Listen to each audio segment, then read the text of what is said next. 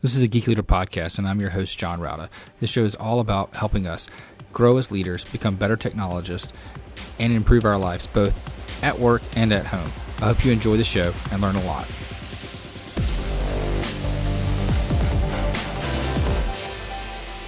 Welcome to a Geek Leader podcast. I'm your host, John Rauda. And if you could, please do me a favor and take a moment and leave a rating and review in whatever podcast player you're listening to this on, whether it's Apple Podcasts, Spotify, iHeartRadio, doesn't matter. I would greatly appreciate it. And that feedback really helps get other listeners to the show. Also, if you're not subscribed, go ahead and subscribe so you don't miss an episode. And if you feel so inclined, you can go to geekleader.com/tip and donate to the show. Thanks so much. All right, Geek Leaders, today I'm honored to have Andy Hilliard on the show. He is the CEO and founder of Accelerance and the author of a book called Synergia, which we're going to talk about today. And anyway, with all that being said, I'll let Andy talk a little bit about Accelerance and how he got started there and introduce you to that company. Anyway, with all that being said, Andy, welcome to the show. Thanks a lot. I really appreciate being on the show. Yeah, if you don't mind, just tell the audience a little bit about your background and what is the story of Accelerance and how that got started. All right, I'm going to take a little short detour, Sure. detour, I should say, and go all the way back to the time I was a Peace Corps volunteer. So I joined the Peace Corps when I was 27, having a quarter-life crisis as to what I wanted to do. I knew I wanted to be international, but, just being an undergrad with an international business degree, you're looking for whoever is willing to, take you on as an employee, right? So Yeah. spent a couple of years there. I think for the most part, trying to satisfy my parents' expectations of me to be in a nice conservative job and get that gold watch after 50 years. But being a a young, headstrong, know-it-all, recent undergraduate who is not having any fun in commercial lending and banking, I just decided I needed to make a dramatic shift and pivot in my life. So a friend of mine said, you should join the Peace Corps and start getting some actual international experience. And so I spent the next 3 years in Costa Rica in small enterprise development.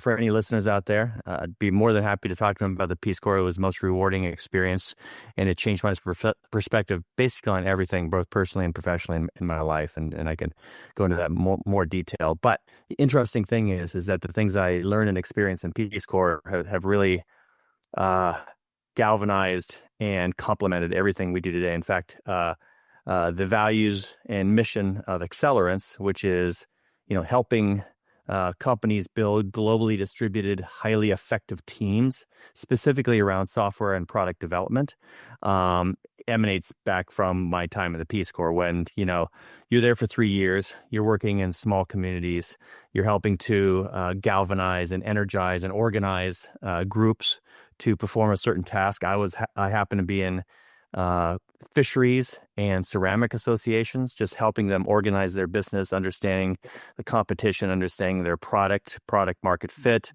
distribution, all those things, really allowed me to leverage my business background, my banking background, and at the same time, learn some of the things that, frankly, most American companies, when they work internationally, don't apply effectively, and they could be doing that for greater ends. And that is a true borderless, cultureless culture of trust and accountability and measurement and continual improvement and servant leadership. And I'll get into a little bit more, but that's sort of what the Peace Corps taught me. We are there to serve the people we are with. We are there to appreciate their culture and to understand their culture, understand first before being understood, and then to share an accurate view of our culture, the culture that I bring to the community. And then the thirdly is to get the job done as effectively as possible.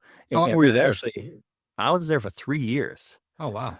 So unlike a lot of consultants that would fly in with a suitcase of money, throwing money at potential solutions and then getting out of there, it's the concept of teaching a man to fish as opposed to giving them a fish for the day. I mean, they would convert farmers to fishermen, and as soon as the boats became dilapidated, they would go back to farming. And that didn't solve the problem. It probably exacerbated the problem because now they created dependency on someone to give them money to do something else. And that was exactly counter to what the Peace Corps stands for. But anyway, to fast forward, I went to graduate school after the Peace Corps. I joined a company called Cognizant, which a lot of listeners might know now. They're about 350,000 people. They started in India, and I was one of a dozen American hires. They were a spin out of Dun & Bradstreet. They were an internal software development organization of Dun & Bradstreet, but when this revolution of digitalization came about in the mid 90s, they said, we should spin this group out and provide services to the general market because everyone, big companies, small companies, mid-sized companies are digitalizing their businesses, both for the, benefit of the consumers, but also for efficiency and internal efficiencies and coordination and things like that. And so I joined them as one of their first division managers, spent quite a bit of time in India with clients, learning how to build teams, how to oversee and manage teams that are distributed around the world, primarily India and U.S. And I was there for about 3 years, and I thought, Cognizant grew from 700 to 20,000 employees in 3 years, and they essentially let go of their small and mid-cap clients because they could not scale to that continued degree year over year by serving small and mid-sized clients. So a lot of the tier one service providers, had the same philosophy, which basically put the small and mid-cap companies in a lurch. Where do they get world-class certified professional top engineers and that are cost-effective to help them digitalize their companies? I'm going to stop right here and throw one factoid out at the audience, and that is, even today, 85% of software engineers reside outside of the U.S. and 55% of all digital products in terms of total value of those digital products emanate from within the U.S. So there has always been, and there continues to be, a massive discrepancy between the supply of software engineering and the demand of software engineering. Demand far outstrips supply. Yeah, no, I'm not surprised by that at all. When I look at the teams that I work with, you may have a project manager or product person that's onshore, but a lot of the development and QA happens, somewhere else. Sure, absolutely. And I think everyone is familiar with that, whether or not they believe in it or not. And many companies and many CTOs don't believe that it's possible to be as effective or more effective in managing distributed resources or distributed teams. And the simple reason is that they don't put in the structure, the framework, the effort that is needed in order to create highly effective teams. Americans tend to be very transactional, and we tend to be very litigious. We like to throw things over the wall, and we like to get to the benefit of cost reduction, but not of effective team management and team empowerment and team accountability, measurement and continual improvement. And just to get back to my timeline here, I left Cognizant because I saw a blue ocean opportunity to serve small and mid-cap companies the same way that Cognizant was used to serve them when they were smaller, but they were big enough to scale, but they weren't small enough to care. And that was sort of the mindset I had, is like, we need to find these companies that are like mini Cognizants, high certifications, high leadership in business and process and technologies, hiring the best talent from the best universities, creating a culture around just a few attributes of software development. It could be a certain vertical or a certain tech stack, but that smart people were gathering around, aggregating around smart people, and they were hiring smart people, and they really loved the culture of problem solving and focusing around a certain set of limited aspects. And so I went to Costa Rica and I started my own nearshore software development company, and that really took off. I mean, we went from 0 to 350. Yes, it's not 20,000, but it's decent size. Oh, a lot, yeah. Yeah, over 5 years, and the demand was so great and our focus was so limited that I wanted to help anyone that was coming to me and provide them the connection and the introduction to someone that I deemed, based on my own criteria, would be a service provider that was very well aligned with what the company needed, whether as a certain type of vertical or a certain type of tech stack. So I basically created a team, created the company Accelerance, started traveling around the world, doing remote assessment, followed by local assessment of dev shops that were large enough to scale and small enough to care. Somewhere between 100, which shows sort of experience and credibility in scaling, up to 1,000, which was a good size to meet the needs of small and mid-cap companies. So, I ran that company for 5 years, and that company still exists, but I focused my energy today on Accelerance, which, again, is a network of 75 software development companies in 32 countries in Asia, Eastern Europe, Latin America. And primarily, we help companies create frameworks and systems and processes and cultures to create highly effective software development. Nice. So why did you pick Costa Rica? Well, I was a Peace Corps volunteer in Costa Rica. Yeah, so just wanted to go back. Yeah, and I married a Costa Rican, and my kids are dual citizens. But primarily at the time, and you could even think about this now, I mean, your own impressions, I would imagine, are probably pretty positive whether you've been there or not. You certainly know people who have been to Costa Rica. Costa Rica, from where you're at, because I used to live in Charlotte for 23 years, is 3.5-hour direct flight directly into Costa Rica. It is essentially same time zone as the U.S., central time zone primarily, central or mountain, depending on where you're at. It's very close to get to. And all of our customers, by mandate, would visit our facilities in Costa Rica, and they would spend approximately 50% of their time talking about business and technical assessments and requirements, road mapping, and the other 50% of their time, essentially, team building, appreciation of cultures, and aligning themselves on a personal basis, because software development, as you know, is a team sport. And that really made the difference. The people coming out thought not only were they professionally motivated, they were personally motivated. They were rewarded with having new relationships and a new appreciation of different cultures, and they had each other's backs. I mean, it was a borderless culture where everyone was treated the same, whether or not you're a contractor or a vendor, and you were motivated the same, you were treated the same. And it was essentially, that's where the book Synergia comes from. Synergia is synergy plus Pangea. Pangea being the time when all of the continents were one. And if you could imagine, a world in which there were no political borders and differences, and people just worked for themselves and for one another. I mean, I know it harkens back to the John Lennon Imagine song, but that is something that rarely gets leveraged enough, or even at all, and is very powerful in building software or doing anything other collaboratively. Yeah.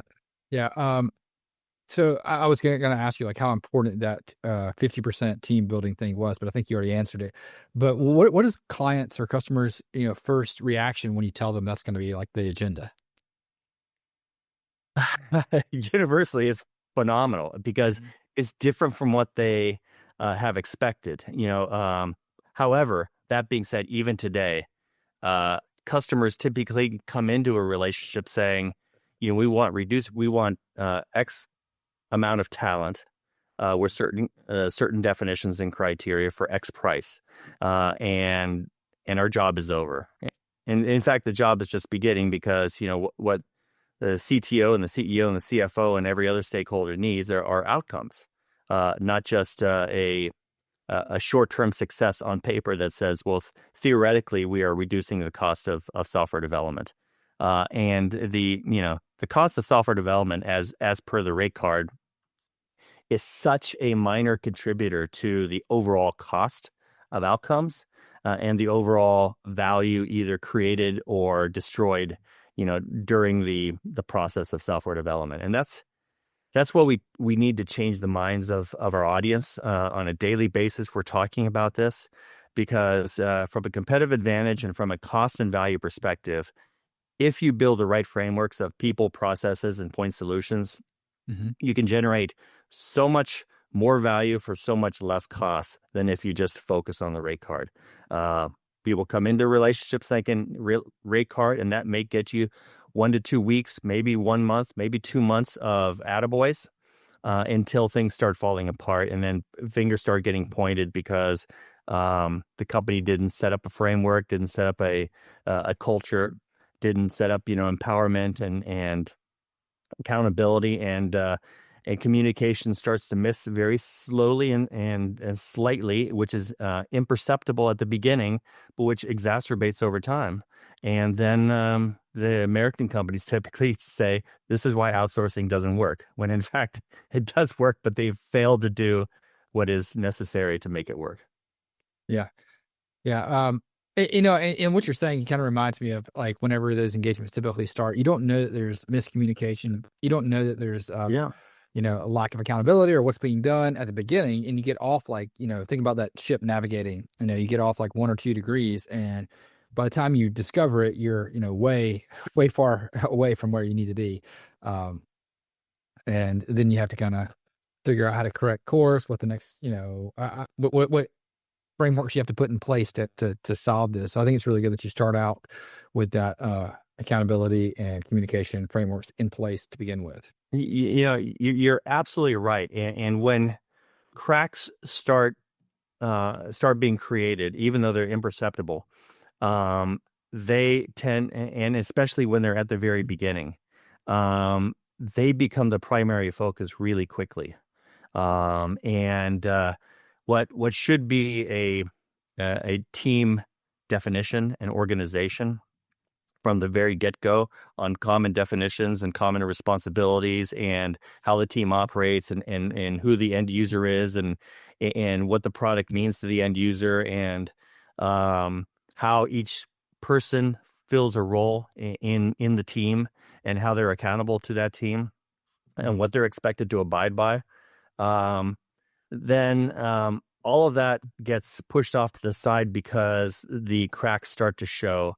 It's, you can, this is an analogy that you can apply to your personal possessions or your home or your relationship with your significant other. It all gets back to what you need to care for and put in place. Mm-hmm. In other words, you need to go slow to go fast. And I know Americans hate to hear go slow aspect of it, but it really doesn't take much time. And the time at break even, to which you're really performing at a high level as a team, as opposed to dealing with all the cracks that continue to widen and damage the trust and the credibility and the radical candor and the decision making around software development. That's it's a very short time to go slow, but it's so critical. Mm-hmm. Yeah, absolutely. I want to talk a little bit about your book, so Synergia, and I really like the cover because you can see the map of Pangea where it's all put together. And once you described it that way, it really clicked with me. I could see, right, all the cultures coming together. What was your why behind putting this book together? And give us a little teaser of what the concepts are within the book. Sure. Well, the why is that the pandemic, as it has with many industries, has significantly altered our future landscape. Mm-hmm. I would say the pandemic plus AI. So we had the Industrial Revolution, we had the Internet Revolution, and now we have the AI Revolution. And I guess AI could be somewhat complemented or adjacent to sort of remote, our ability to work remotely. Mm-hmm. And our ability to access people and talent all over the world. Again, 85% of engineering resides outside the U.S. Mm-hmm. So if you're not using it, you're at a competitive disadvantage. If you're using it and you're using it poorly, you're at a competitive disadvantage. If you're using it and finding hyper-specialized people quicker, sooner, and you have an onboarding process and a team organization process that is, highly efficient and effective, you're crushing the competition. You're doing things better, faster, and cheaper in reality, as opposed to, everyone saying, hey, we do things better, faster, and cheaper. I'm like, that's just a line. It doesn't mean anything to me. Prove it, tell me, show me. so that, it has a basis in reality. But that's what we're trying to do. And so Synergia is about this evolution into this next wave of both AI and globalization. Service providers are not co-located anymore, or hardly are. They used to be before the pandemic. You would go to Costa Rica and you would go to a service provider center, and like in my company, you would see 300 people in a central location, and people would commute a couple hours to and fro. And it was a great culture. I mean, and there are huge positive aspects of this. Now companies like even that company in Costa Rica is distributed throughout Latin America. They speak a common language. They have satellite offices in which teams get together for very specific reasons or team building reasons. But for the most part, they too, and everyone else in the world is understanding that the world is full of talent. And if I'm not taking advantage of gaining access to it, but not only gaining access to it, but gaining access to the right people, discerning the right people, bringing them and organizing them, and embedding them and implementing them together as a team in the right way, then I am at a competitive disadvantage. And Synergy is really about where that evolution is taking place, how to identify, organize, engage the right people, and then how to organize them effectively so that you can be most successful at the outcomes you aspire to. Okay. And it does also talk. Yeah, go ahead. I was gonna say, you mentioned a little bit about AI in there, and how is all the changes that have rapidly happened since in the last year affected nearshore development and collaboration and everything else that's involved in this?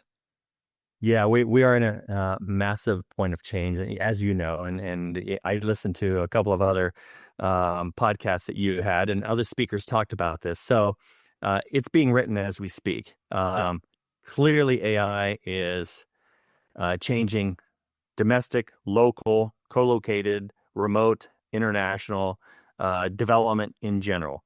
Developers are quickly becoming prompt designers and editors, and then assessors of code afterwards, and then they are getting more involved in the product ownership and product management side, and they are leveraging AI to do a lot of the grunt work that is low value, better automated. And so the nature of software development is changing. It's not going away, but it's becoming more holistic in terms of cross-functional interaction and leadership and managing of tools and efficiencies and processes. And there's a lot of smoke and mirrors, right? Yeah. So every service provider has it, front and center as a kind of service offering, and everyone's learning. So no one has a lot of real life experience. And even the experience that they have is highly subjective in terms of reality. So what I tend to stress with our network and the composition of our network is the verified, definable investment and involvement of these companies being an AI-first organization, and how do they commit both contractually and in terms of deliverables an AI-led solution, and how can they define and defend the implementation of that in terms of value to the customer. And there's many ways to do that, and that is as opposed in the old days, you would say every year, rates will increase up to 6% a year based on, global economic conditions and inflation, et cetera, and stuff like that. Our partners are coming into relationships saying we are gaining efficiencies. We are not pocketing the profits, because profits are being made if you maintain a certain, head count, but you're doing things twice as fast, and you could essentially put engineers on other projects or just, pocket the difference. But, I want a reduction in headcount, and I want greater efficiency in delivering code faster with less contingency. And I just want to make sure that the whole purpose of establishing Accelerance is there are 30,000 software development agencies around the world. You need one of them. You need one that gets you understands you, is aligned with you on every conceivable aspect. But that's never enough, because getting the absolute right global service provider out of 30,000 and looking at that saying, this was a match made in heaven. Thank you very much. How did you do this? Where did you find these people? And thank you for validating them as trusted and experienced and proven. But if you don't create the framework of working together and in integrating each other and holding each other accountable and measurable and continual improvement, it's going to be an even worse flame out, because the great potential has been lost. Right. And it's not only a loss, you've lost the opportunity cost. You know, there's opportunity costs that you missed during that as well. So it's not just the one project, but it's like, what could you have been doing this whole time? Exactly. And, you know, and where could you be right now? It's just like, when you go back and you think about, like, I've been thinking a lot about, you know, investing. If I would have started, you know, a retirement fund when I was like 15 instead of, you know, in my mid-20s, how much more would that have grown over those 10 years? Mid-20s? Yeah. Yeah, I started mine in my 40s. I started early, but not early enough. You know, when you think about it, think about like, what is that 10 years you've lost, and you know, of opportunity costs that you could have, you know, invested, and where that could have been, and along with the projects. It's the same way. You have a business concept, you have this MVP that you put out there, and you want to, you know, flesh it out, but then you run into roadblocks, you have issues, you have problems. So yeah, I totally get with that, and I love the fact that you're integrating culture in with this, because that's a big part of it. You know, if I want to leave something behind with the audience also, and that is about servant leadership. And I know that kind of it may sound a little religiously and maybe a little bit, you know, pie in the sky. But if you break it down, the simple concept of servant leadership, which is also a tenet of the Peace Corps, and it's also, in a way, if you want to think about it in a very selfish way, is how can I serve the people that serve me best? How can I make them more productive, more energetic, more happy in what they do, because they will happily produce better, more consistent, with continuity product for me. They will help me recruit people to the team that you know, are highly valued. Our goal is to make sure that every client that we bring to a service provider, based on size and potential, we want them to be between number 2 and number 10. We don't want them to be number 1 because it's too many eggs in one basket. We don't want them to be too far down the priority totem pole of the service provider in terms of size or profitability, because they will be not served as well. But we want to start them somewhere in the middle, and we want to move them all the way up to the top, regardless of size or profitability. But because of the relationship is so continuous and strong and fruitful and makes people energized and happy, and lowers recruiting costs and just, you know, creates a sense of calm in a, you know, sea of turbulence, that service providers are thinking, we want a whole bunch of clients like this. And it's not just the clients, it's the whole process, it's the whole framework. Yeah, that makes total sense. And I love the concept of servant leadership, because it is, you know, it's like the way I think about just managing people in general. You know, your job as a good leader and a good manager is to clear roadblocks from them, to give them a path forward in their career, in their projects, and just to help them out any way that you can.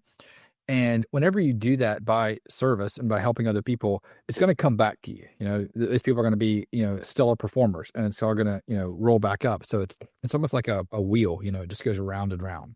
You know, that you're absolutely right, John, except that tends to be in good scenarios, that tends to be leveraged in a sort of employer to employee relationship, or maybe a co-locator relationship.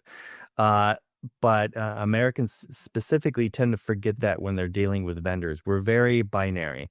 We're very like, you know, you're a vendor, I'm giving you a price, I expect a deliverable. If I don't like it, you know, I'm going to fire you or sue you or something like that. And it tends to be very confrontational. But the concept of servant leadership should be applied everywhere. Agreed. Yeah, and you know, and I do see that a lot of times, because I think they feel like that they paid you to do this, so they don't need to, you know, try to help you out. But in reality, if you're building a relationship, it goes both ways. Yeah, you're right. Yeah, no, I think that's really good. This has been a great conversation, and I feel like we're learning a little bit about how to build these frameworks for nearshore and offshore development teams, and what the future is going to be like. How can people learn more about what you're doing at Accelerance and pick up a copy of your book, Synergia? Well, picking up the copy of the book, it can be found pretty much anywhere. You can always start at Amazon, of course. Mm-hmm. You can go to our website. I can be reached at andy@accelerance.com. And obviously the website is accelerance.com. Accelerance has been around since 2001.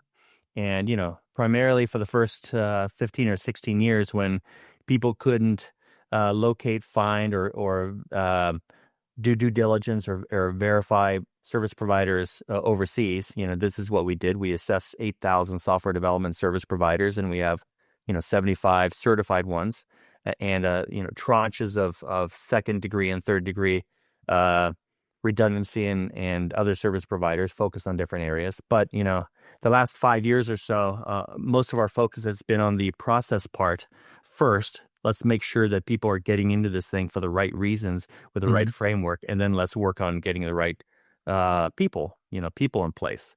Also, I'd like to say that we run our own podcasts, although I think both of our podcasts are very complementary. Ours is Software Without Borders, and you could also find it at softwarewithoutborders.com. All right, awesome. And I'll put that in the show notes too at geekleader.com so people can go there and click through. And again, Andy, thanks so much for coming on the show. Really appreciate having you on. John, thank you very much for inviting me.